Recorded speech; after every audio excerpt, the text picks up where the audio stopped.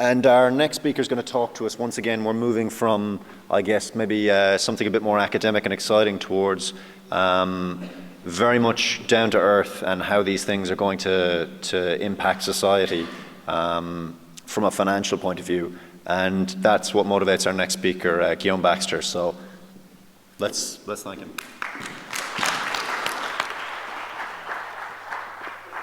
Hello, everybody. So I'm Guillaume Baxter. I'm an associate at Sofinnova Partners in Paris. Sofinnova is the oldest venture capital firm in Europe. So before going to my speech, I would like to thank the organization for giving me the opportunity to discuss the bioeconomy today with you. Another point I would like to say is I'm not a teacher. I'm not an entrepreneur, I'm not a journalist. So I'm an investor, so I may be today the Mr. Back to Basic of this session, and I'm sorry for that. So some of you in this room may believe we are at a crossroad in terms of bio-based capability. They may think that's the time to switch from an oil-driven past to a bio-future driven by disruptive innovation, a kind of clear cut, in a sense.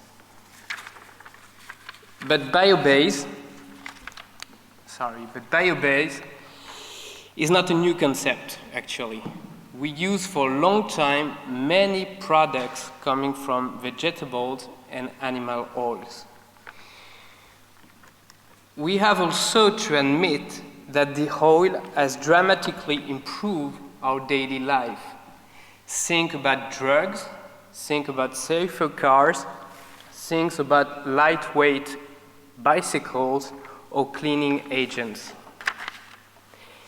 But it had a significant cost. And now we know that way won't be sustainable in the decades to come. And that's the scope of this two-day event. What about the availability of resources in the next coming years? A more burning question is, what about the huge amount of money we will need to make this transition in the future? So, the bio-based economy. At the very beginning, it appears to be very simple.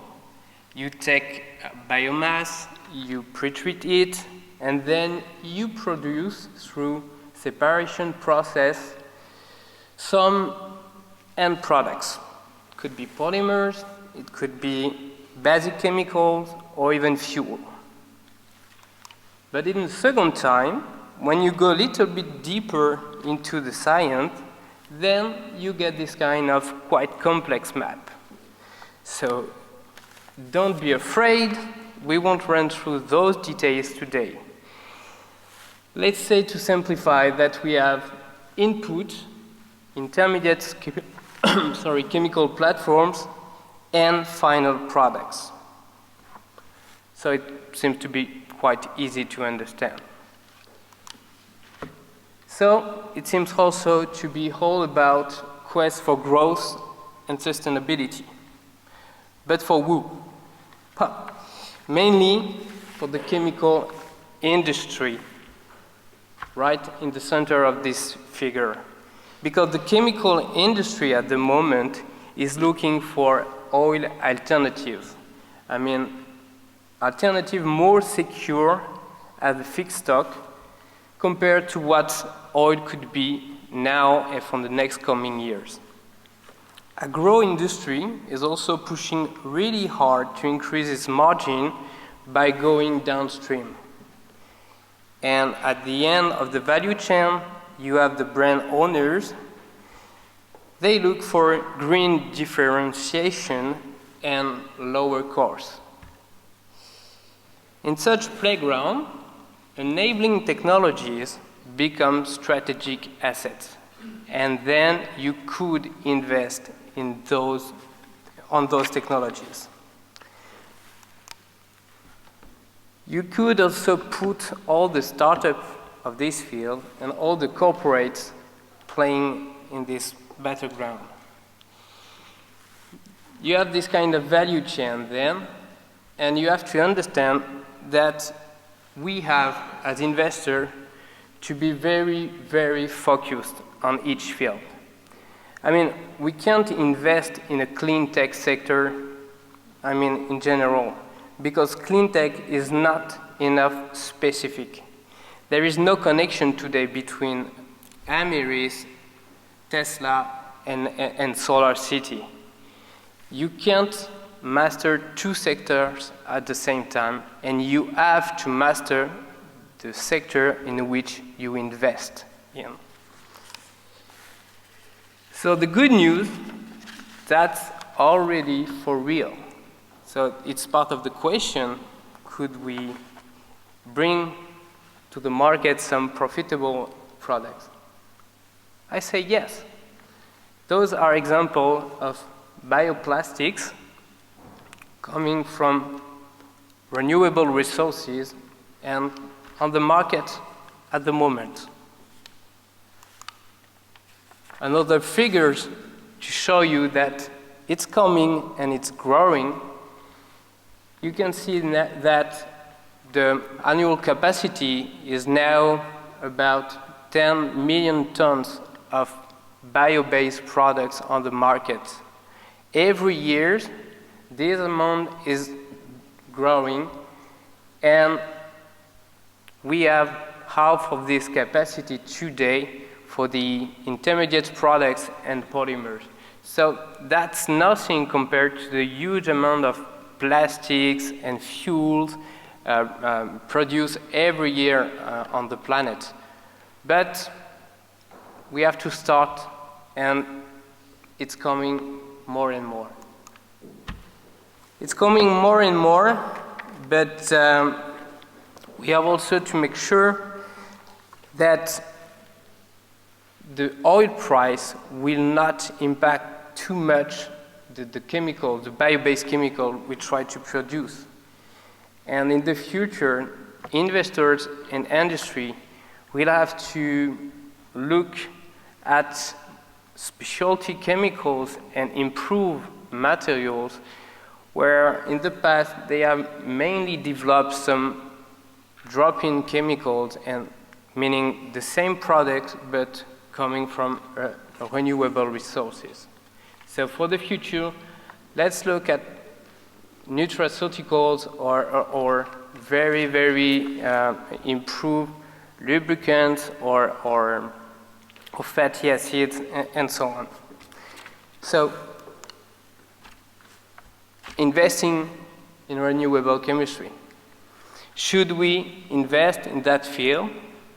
I mean, should we support and finance some very early stage startup with very immature concept? Not really a no-brainer.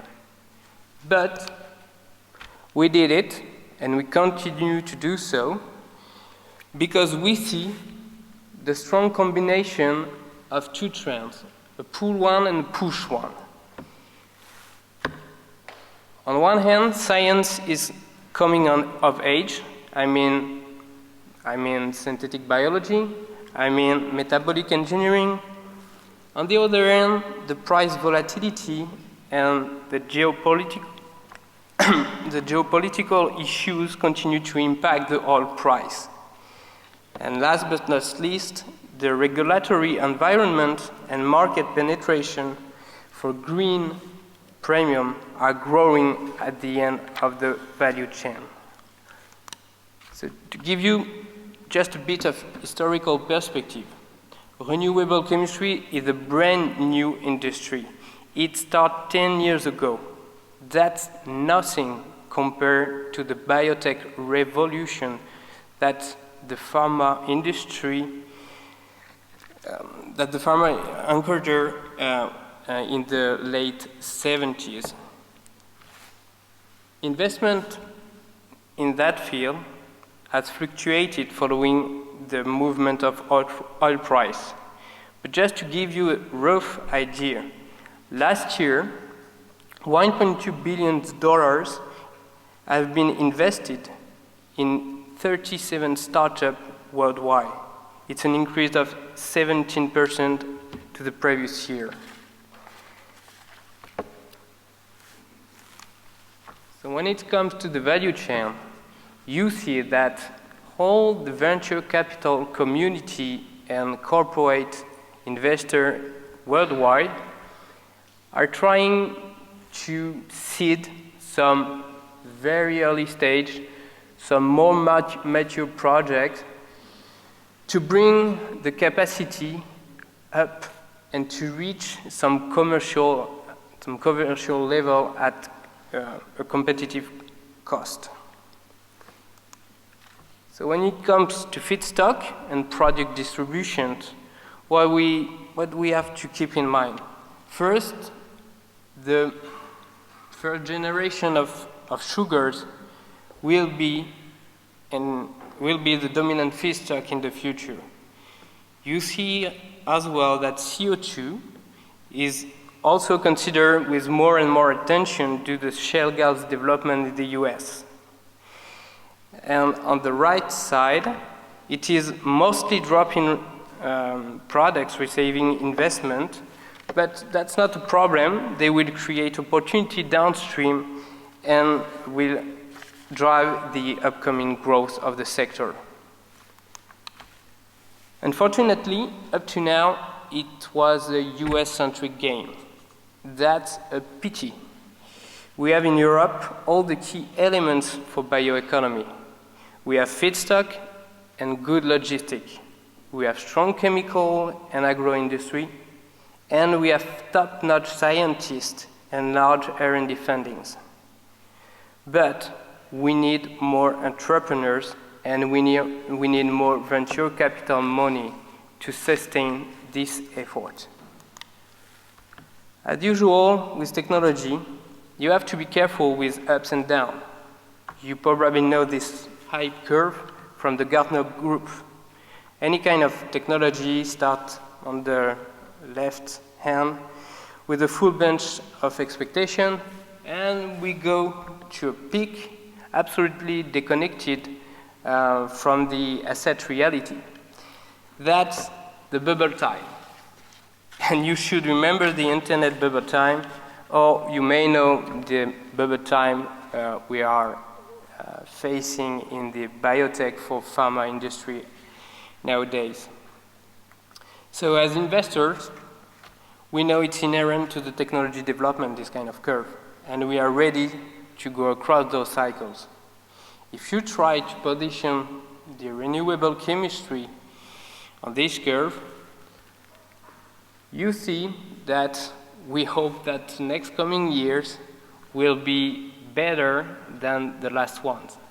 2011 was the year with the largest amount of capital deployed worldwide. It was basically the time of all the massive IPO in the US, like Cure, Gevo, Ameris, and so on. So we hope for better years, but again, we know that it's part of the game. Just to explain you how it is important for us to have at the end of the process of investment a kind of liquidity event. And this is a good sign for us because we do see some M&A activity in that sector. Some large corporates like BASF or Monsanto have acquired some startups, and for us as venture capital, that's something absolutely required to drive the money from our investor, our LPs, to the startups. We have to demonstrate that something is possible in terms of payback. So that's a good thing to see this kind of M&A. So just rough pictures. As we've seen, we have very few European deals. That's a shame. So it means we need to syndicate with foreign investors to sow the right deals wherever they are, and sometimes we try to bring back US assets in Europe. IPO, at the moment, it's quite difficult for our sectors, and it's really not an exit for venture capital, it's more a financing event in our industry. So to complete our first commercial plant, we may need some combination of strategic investor and public markets. And we also have to think about some share risk model. That's something new in our industry, like GV, to speed up startup development with the less capital possible. So, time for corporate communication. Sofinnova. Sofinnova started to invest in 72. It was the first venture capital in Europe. And they raised 7 funds in a row during the last 40 years. And you see on this slide that they've started to invest in IT, tech sectors, and biopharma. And progressively, we learn to invest in the life sciences, but for chemical sectors. It's called industrial technology, industrial biotech, and this is what we do at the moment. So we are very focused, as I said, and we do only early stage investment. We take great idea in the lab, in the academy, and we try to support the entrepreneur to de-risk the opportunity, to de-risk the technology, and to bring the product on the market. And then we go out. Sometimes we do also some spin-off. That's a good way to get some late-stage assets from corporate. And that's also a good way to find some really incredible experts coming from the huge industry, but with a lot of entrepreneurship drive. So that's something we like to do. At the moment, we have 2 investment vehicles. We have a seed fund doing investment only in Europe, and we have a larger fund of 240 million doing investment in Europe and in the US. And some of our investors in the seed fund are coming from the agro business. That's the case for Unigrain and Vivesia, or from the chemical sectors. That's the case of Solvay. So far, we have financed 7 companies in that field in Europe and in US. Based in Paris, we like to invest in companies close to us, but we have also to think internationally from the very beginning. So we could also go for CEO coming from US, or building some capabilities, building some plants in US or in Canada. Our investment strategy is quite simple. First of all, we have to find a strong team. Strong team, it's people showing an incredible drive to make it happen. Then we look at the IP and technology part. You know this part, that's quite simple to assess. You think everything is in the package, and then you look at the opportunity in terms of markets. The market has to be big enough to pay back the risk and to give us a good probability of liquidity. And we have reasonable amount of money, but not that much. So we have to be capital efficient in our investment. So we have to find the best way from the concept, from the lab to the market with the entrepreneur. So show me some examples. Those are the companies in Europe and in the US we have decided to back. So it could be huge company, I mean late stage, like BioEmber. BioEmber went public 2 years ago on the NASDAQ market, and it's now completing its commercial plant in Canada. We could have also Aventium, doing a new kind of polymer called PEF in Netherlands. Green Biologics, a UK company, trying to produce some butanol, also moving to US for building its commercial facility. And close to here we have Synthase, a synthetic biology startups based in London at UCL. So we are quite UK driven. We have 3 investments out of 7 in UK, so that's a good sign for you. So let me give you just some key message before closing this talk. We have now dozens of chemicals on the markets produced from multiple feedstock. For sure, we still face some challenges. We have unstable economic conditions. We have technology risk to handle.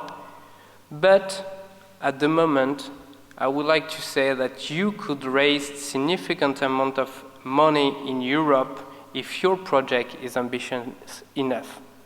Ambitious enough, it means that you have to think, you have to be international from scratch in terms of management, in terms of equity structure, in terms of co-investor. But there is huge amount of opportunity in Europe here. But for that, we need you, we need more entrepreneurs, and then we will be ready to go and to climb together. Thank you very much.